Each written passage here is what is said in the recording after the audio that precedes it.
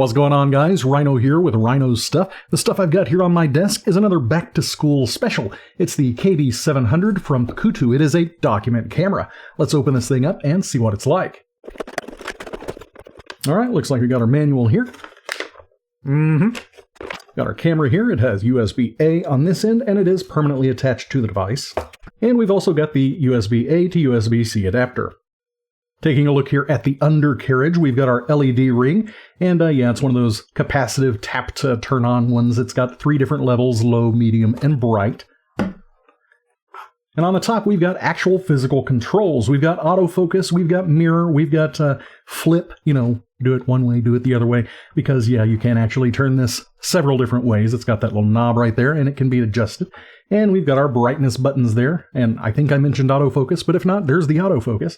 And right here we've got our 2 microphones, and if memory serves me correctly, this actually has a pretty decent microphone in it. Now, one of the things I do like to show on these devices is just how big they are. It does go up about 1.5 feet, and yeah, the camera's right here. It's got pretty stable, but you're probably going to want to have it at an angle. That'll just make it stand up that much better. I'm going to get this thing plugged in, and let's check it out on the video and software side of things. And here we are recording directly from the camera into OBS. I've got it set up just about as high as it can be without being a little bit top-heavy or wiggly-wobbly. I'm going to turn out that little light right there. You can see it does illuminate my hand. And yeah, right now you can see there's about 14 inches by 9 inches of viewable area. It looks pretty decent right here. It is recording at 1080p.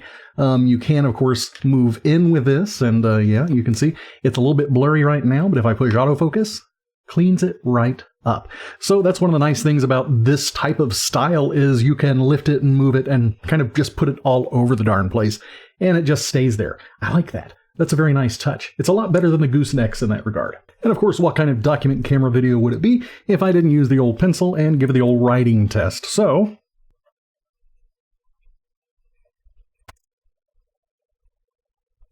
and one thing I do want to point out is I am using pencil here, which means there could, on a lot of cameras, be a little bit of extra shine going on, and you can see there is none going on right now.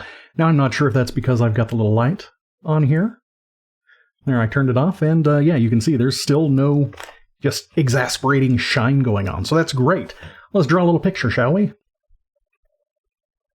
Get a little shine? We didn't get a little shine. Interesting.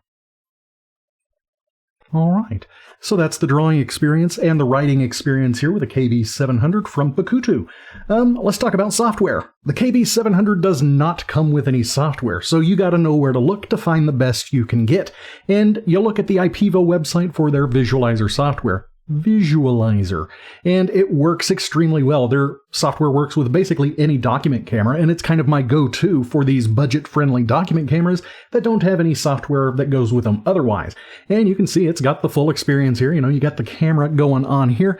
Down at the bottom of the screen, you've got options to do snapshots, you can do video recordings, you can do live broadcasts, slow motion, time-lapse, stop motion, all sorts of different things just with the camera, including a bunch of settings like changing the resolution. On this one right here, you've got different video filters. You can set up grid lines, so you got different lines all across the page. That's extremely handy if you're working on the whiteboard.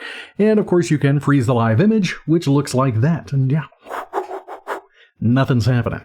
And then you've got your usual settings down here on this end, and those just happen to be the same buttons that are up on top. So it works out pretty perfectly. So when I'm testing these budget document cameras, I like to go over how they actually work. I like to do an actual demo rather than focusing on the specs, because sometimes the specs might not be exactly what you would expect and might not be, oh, I think I need better. Something like that. In this case, you get this KB-700 with an 8 megapixel camera. It does have the little ring light here. It does have those 3 settings. I like that this has all the physical buttons there on top. Now, if I'm recording and pressing those buttons, yes, it's going to make it a little bit jiggly, but hopefully you just kind of set that up in the first place and you're not using this for like a live stream or something like that. Of course, it's perfectly capable of that. The microphones on here sound pretty decent. In fact, they sound just like this. The audio you're hearing right now is being recorded through the KB-700 document camera. There you go. That's what the microphones sound like, and the video quality for using this as a Webcam, well, they look like a webcam. They actually look a lot better if you're using fluorescent lights than they would in here where I've got these natural lights going on. So if you were using this in an office or a classroom situation, you're going to get better video quality out of the webcam capabilities than you would if you were using this at home where you've got warmer lights going on. Use the Ipevo visualizer software and you got yourself a pretty darn good setup.